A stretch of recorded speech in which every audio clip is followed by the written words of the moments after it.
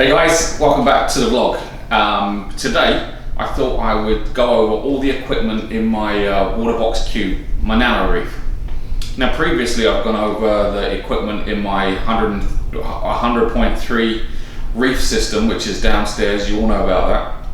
But I had quite a few questions, in fact almost daily, about the equipment that I have in my Nano cube. So I thought, what better way to answer those questions in a vlog. So let's get to it.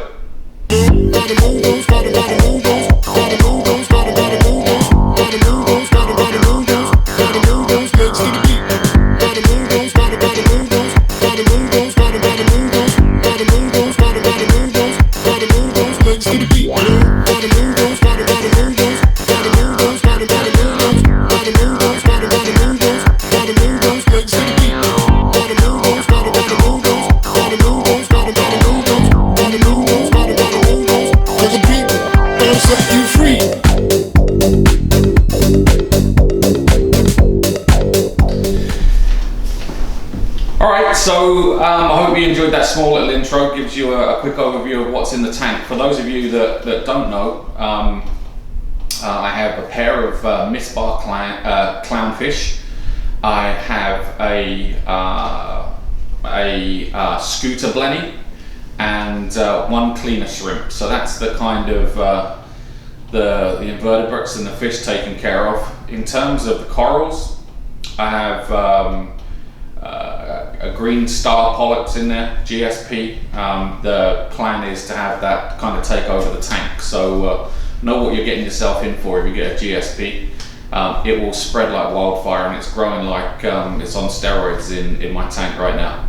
Also have a rainbow bubble tip anemone, and I just have a small chalice in there. I took it from the tank downstairs. It wasn't doing too well. I wanted it to spend some time up here in this Nano cube in a bit of peace and quiet without stuff crawling all over it to see how it would do. But oh wait, no, I have a couple of mushrooms on this rock here. I have a couple of mushrooms, and there's a Kenya tree coral that's on the same rock as the GSP, but that came with the rock. Now all the fish I got from Live Aquaria, like I normally do, and all my corals in here and the anemone have come from my local fish store, which is Emerald Bay. So let's go over the tank and all the equipment in there, and I'll tell you a few bits about maintenance as well. I've got a list because I've forgotten it all. So the tank itself is just your standard Waterbox 10 cube. It's the Plus system. So the Plus system comes with the light, and the light is a AI Hydra 16 Prime. The light is controlled via Bluetooth via an app on your phone, and I have the AB Plus profile running on that light, but I have it ramped right down. I think that it maxes out at about 60% of the light's capability, and at 60% everything seems to be, from a coral perspective and an anemone perspective, as you can see, seems to be doing okay. I haven't touched it since I got it to 60%. It took a little bit of tinkering around to get the right power settings for that light. Too bright, and the anemone didn't want to come out, not bright enough, and it was searching for light, but we got it right now. So AB Plus at 60%. So the light, as I say, is an AI Hydra, an AI Prime 16 HD. I use Tropic Marine Reef Pro salt. I use that in all my tanks. It's the only salt that I've ever used, even when I did this back before in the UK. Never used anything else than Tropic Marine. Why? They've been doing it forever. It works great, so if it's not broken, why fix it? I don't. There's tons of other salt mixes out there. I can't tell you whether it's better, worse, indifferent. All I know is that it works for me. I use a Flipper Nano. You would have seen that on the small intro video. Works pretty well for this tank. Very small. Anything larger than a Flipper Nano, especially on this glass, you're just not going to be able to move it. The Nano works perfectly here. There's a couple of things that I use in the in the sump area. So let's start in this left chamber here. All I'm running is filter floss. I just run filter floss. Doesn't matter what you use. I guess it's all the same. I do use a particular brand. I can't remember what it's called, but I get it from Petco. It seems to float a lot more than the other brands, which is great because it kind of keeps it on the surface. It doesn't keep on dropping down into the sump area. And really, that's the only modification I've made to the sump area. I did buy an in-tank basket. I've never been able to get it in. There's these little ledges in that first sump section that you take off with a razor blade, but I'm scared of breaking my tank. It's just not an easy fit. Why they can't manufacture that to fit around the ledges is beyond me, but that's why I don't use it. I'm just scared of breaking the tank. I'm sure it's great, I don't use it. Wish I could. In the middle section of the sump, I'm using the bio balls that came with the tank, and also some bio slates. You can pick them up anywhere. I have about 3 of those slates. They don't actually fit. I snapped them in half and threw them into the bottom of that middle sump section. And the only other thing I have running right now in the middle sump section is good old ChemiPure Elite. I use this size. And I change that out maybe every 3 or 4 weeks. I like to change this out more often than recommended. I'm also running carbon in here as well. I don't run the Polyp Lab carbon in here. It works too well. It really does. I use a Red Sea finer carbon for my Nano. The Polyp Lab carbon is fantastic. It just works too well for this tank. It really does. So I only use the Polyp Lab carbon downstairs in my larger tank. I'm running the stock return pump. I do have an AHEIM upgrade. Never had a reason to change it. The stock pump works fine. Is it a little bit noisy? I don't think so. Unless you're sleeping with this thing in the bedroom that you're in, there's no reason to change it. You get more than enough flow from that return pump, and I have 2 wave makers in here as well. So let's talk about the wave makers. No, let's not do that. Let's talk about the other bits that I have in the back sump area. So for a heater, I'm running the Cobalt. Oh my god, I wish it's the only thing I didn't write down. But it's the Cobalt heater, thermo something or the other. Someone will be able to point it out or make a comment on the YouTube video. I will get. I'll put the details in the description. But it works absolutely fine. It's an all-in-one heater. It's submersible. You set the temperature and just leave it. Fantastic heater by Cobalt. And also in there as well is the sensor for the ATO. Now the ATO I'm using is a Smart ATO Micro, and that connects down into a reservoir made by eShops. It's a 5-gallon ATO reservoir by eShops. I think it cost $50 to $60. A bit expensive for a bit of plastic, but it works well. And nothing in this hobby is cheap, you know that. There are cheap things in this hobby, but cheap things tend to break, with the exception of 1 or 2 things. So let's talk about flow. What I'm using for flow, a couple of things. An Aquamade KPS. It comes kind of with a little controller that comes with it and enables you to use Bluetooth on your phone and program it much the same like you would with the Ecotech pumps. There's all different kinds of programs that you can set. I can't remember which one I use. I have a specific setting. The problem is my one's broken, so it will start and it will stop and it will start and it will stop, and they are replacing it. Aquamade are replacing it. They're just out of stock, so I'm still waiting for that to show up. But it's a fantastic little wave maker, and these little profiles that you can set up on it to give it more of a flow akin to a Reef. They're absolutely superb. Just my one has failed for whatever reason. I don't hear a lot of that going on, but what I will say is the customer service were fantastic, and they will be sending me a new one when they're back in stock. So to counter that, I actually bought this high door Corellia Nano 240, and I'm going to keep that in there even when the Aquamade comes. That's a fantastic little pump. It's $20, guys.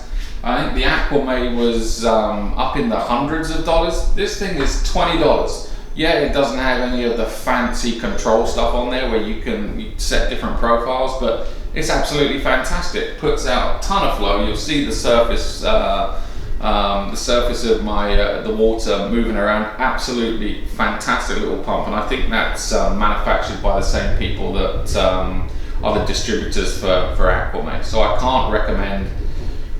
Going back to what I said about cheap things don't work. Well, that was $24 and it's been working flawlessly. I have a Cobalt Rescue Air as well. So that is a little device that comes with a little USB battery pack. And if your power goes out, you just stick it in there. It has an insanely long battery life built into the pump itself. It's a little air pump. And when we had the tornado come through, that was part of the reason why this tank is still alive today. I dropped that in there, it was fully charged. You can set it to pulse on every 10 seconds, but that's a must, guys. If you've got any kind of nano tank, buy one of these Cobalt Rescue Airs. It will save your tank, it will save the inhabitants of the tank. It's got a massive old air stone on it, and it will keep the tank oxygenated and the water moving around. It works a little bit too well. When I ran mine, when we had the tornado come through, I had to cover the top of the tank with a piece of plastic because the air stone was generating so many bubbles that water was starting to splash over the edge. So just bear that in mind. What I wish they would do on that is offer it with two air stones. So for a smaller tank, you could put the smaller air stone on. And I actually did speak to them about that. And whether or not they take my advice, I don't know, but I just wish it had shipped with 2 air stones. So that's all the equipment I have there in the tank.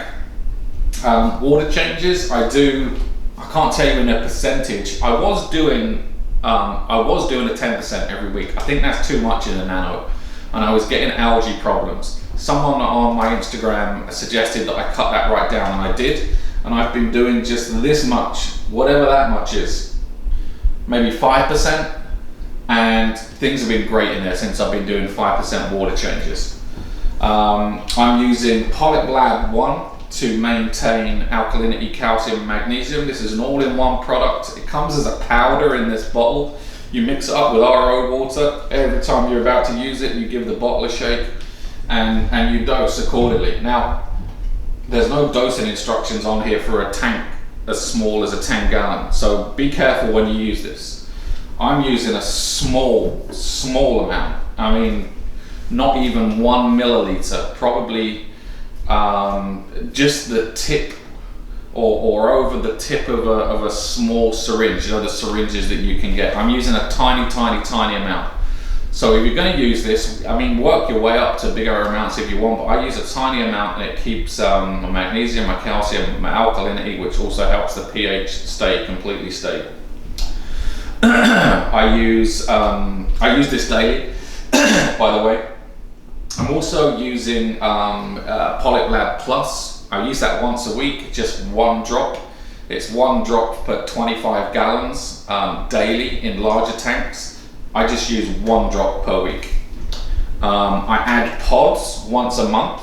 Now the Scooter Blenny doesn't care what it eats. It eats pods, it eats pellet food, it eats mysis, it will eat brine shrimp. I've even put some algae in there, it will eat that. It eats everything.